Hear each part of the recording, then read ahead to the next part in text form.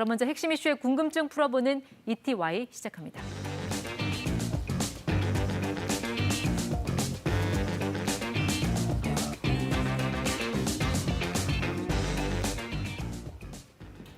임금님 수라상에도 올랐다는 영광굴비. 자, 이번 설 선물로도 인기였죠.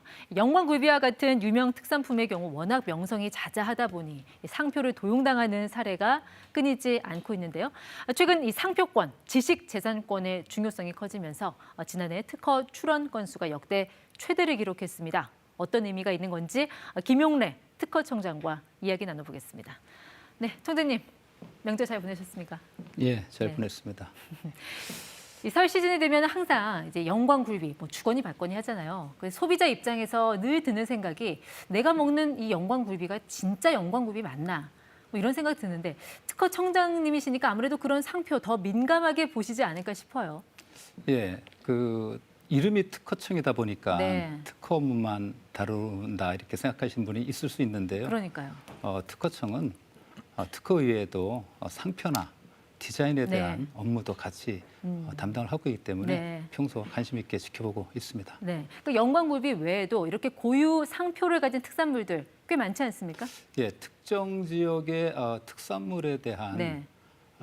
상표가 많이 있습니다. 대표적인 것이 네.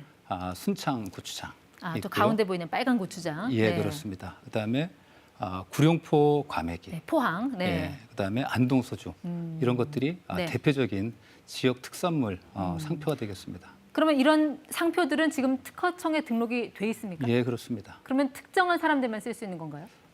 일단 특정한 사람들이 쓸 수가 있고요. 네. 소비자는 뭐 상관없이 사용을 하실 수가 있고, 네. 저 상표권은 상표권을 가지고 계신 분들만 사용할 수가 있습니다. 어떤 사람들이 그런 권리를 갖게 되는 거예요? 대부분 저런 것들은 지역의 판매자나 네. 생산자, 조합 이런 분들이 특허를 출원하시고 상표를 출원하시고 네. 등록을 받고 그렇게 계십니다. 그럼 내가 저런 어떤 영광구입이라든지 순창고추장 이런 상표를 쓰고 싶다 하면 예. 그 조합의 허락을 받아야 되는 건가요? 그렇습니다. 그렇군요. 이 특허청의 주 업무 중에 하나가 이 남의 브랜드 먼저 출원해서 등록하는 이런 가로채기 적발하는 거잖아요. 네. 요즘도 여전한가요? 어떻습니까? 예, 그 최근에 이제 코로나 상황이 되면서 네. 온라인상에서 그런 짝퉁 판매 이런 것들이 굉장히 많이 일어나고 있습니다. 네. 그 대표적인 네. 사례가 방송에서 많이 나왔던 펭수 아, 사건이 되겠습니다. EBS 그 캐릭터 펭수요. 그렇습니다. 네. 그 상표가 아무나 네. 출원을 한다고 그래서 저희가 등록을 해주는 것은 아니고요. 네. 타인의 유명세를 네. 편승해서 음, 이익을 취하는 경우에는 네. 저희가 상표 등록을 거절을 해주는 그런 제도가 있고요. 아. 운영을 하고 있습니다. 그럼 EBS에서 저 펭수를 상표 등록을 안 했었나 보죠? 예, 그렇습니다. 네. 그래서 다른 사람들이 출원을 해서 문제가 됐던 건가요? 그렇습니다. 음, 저희한테 출원이 된 것이 한 17건 정도가 17건. 네. 예, EBS가 아닌 타인이 네. 출원을 했고요. 네. 그중에 16건은 네. 아까 말씀드린 이게 부당한 형태의 네. 출원이다라고 해서 저희가 네. 거절을 했고 한 건은 지금 심사 중에 있습니다. 결국 이제 상표권은 EBS가 갖는 걸로 결론이 난 거네요. 그렇습니다. 네. 근데 원래 이제 상표권이라는 거는 먼저 등록한 사람이 그 권리를 갖는 선출원주의가 원칙 아닙니까? 맞습니다. 그런데 EBS는 나중에 등록했는데도 권리를 가져가요? 네. 먼저 사용한 사람들이 원래 그에 대한 권리가 있는 것인데 네. 그 사람이 좀 늦게 출원을 했습니다. 그래도 그 사람도 권리가 있는 것이기 네. 때문에 조금 전에 말씀하신 선출원주의를 원칙으로 하고 있고 네. 선사용주의, 미리 사용한 사람들을 네. 보호해주는 제도를 보완적으로 같이 하고 있습니다. 최근에 가수 송가인 씨가 이런 상표권 분쟁으로 아주 곤욕을 치렀다고 하는데 그건 또 어떻게 된 일입니까? 그것도 이제 펭수하고 유사한 네. 사례입니다. 그 송가인 씨가 방송에 나오면서 유명세를 탔죠. 네. 그 유명세에 이제 편승을 해서 다른 사람이 이제 상표를 낸 네. 그런 사건이 되겠습니다. 어떤 상표가 나왔습니까? 이게 이제 송가인, 네. 송블리, 송가인 팬카페 이런 식으로 해서 한 네. 8건 정도가 출원이 됐었습니다. 결론은요? 일단 2건은 아까 말씀드린 대로 네. 거절을 했고요. 네. 6건은 지금 심사 중에 있습니다. 근데 송블리 같은 경우 예. 뭐 송시성을 가진 사람은 송가인 씨 말고도 많잖아요. 예. 근데 송블리도 안 되나요? 저거는 이제 애칭으로 알고 있는데요. 네. 저 송블리라고 하는 것이 저분의 특화된 이름이기 때문에 네. 저 또한 다른 사람한테 이미 많이 알려진 이름이다 이렇게 돼서 네. 보호를 받을 수 있습니다. 네, 여러 가지 사례들을 봤는데 지난해 이 코로나로 경제 활동이 위축된 상황에서도 한 가지 특이했던 거는 이 특허청에 등록한 그런 상표 출원 건수가 역대 최대를 기록했다고 들었습니다. 25만 건. 자, 이건 어떤 의미가 있다고 봐야 될까요? 예, 맞습니다. 저게 작년에 상표가 약 한 3만 6천 건 정도 늘어났는데요. 네. 저희가 한번 어떠한 상표가 많이 출원됐는지를 한번 네. 분석을 해봤습니다. 네. 근데 역시 코로나 상황과 밀접한 네. 상표들이 많이 나왔습니다. 예를 들면 이 코로나가 질병이지 않습니까? 네. 그러니까 질병과 관련된 의료기기라든지 의약품에 대한 출원이라든지 네. 혹은 이 코로나 상황에서는 비대면 경제, 네. 온라인 경제가 활발하게 돼 있지 않았습니까? 네. 그래서 그런 거와 관련돼 있는 방송, 통신 서비스에 대한 상표가 굉장히 많이 늘어났습니다. 근데 이제 상표 출원과 동시에 특허 출원도 물론 좀 비중은 적었지만 많이 늘었고 역시 역대 최대를 기록했다고 들었거든요. 맞습니다. 특허 기술이라는 것도 일종의 시대상을 반영하는 건데 좀 어떤 기술들이 어떤 분야에서 많이 출원이 됐습니까? 특허도 마찬가지로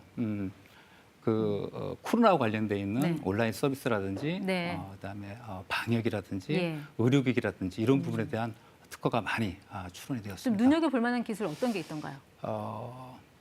작년에 네. 저희가 우리나라가 세계 최초로 개발한 워크스루 기술이 있습니다. 드라이브 스루가 아니고 워크 스루. 예, 걸어서 걷는다. 네. 코로나 검사를 받는 그 기술입니다.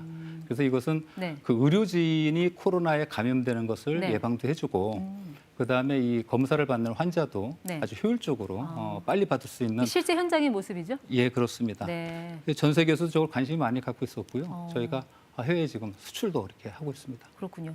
마스크와 관련된 뭐 특허 기술도 많았을 것 같은데 없었어요? 예. 네. 그 가수 윤호 씨가 동방신기 멤버 윤호요? 네, 예, 예.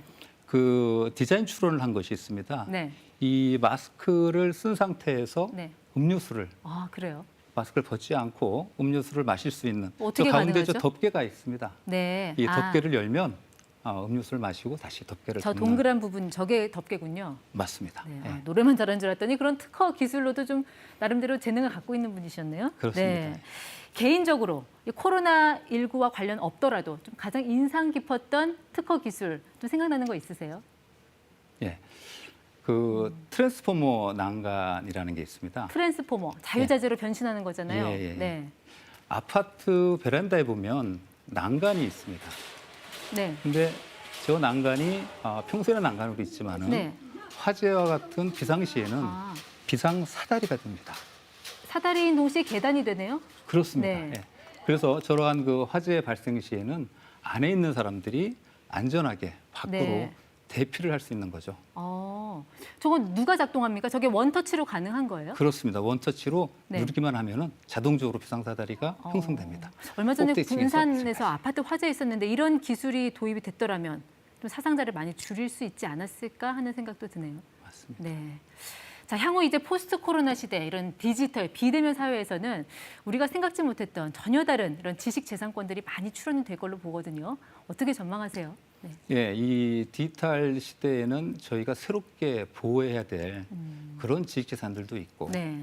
또 우리가 미처 예상치 못했던 침해도 일어날 수가 있습니다. 예를 들면 네.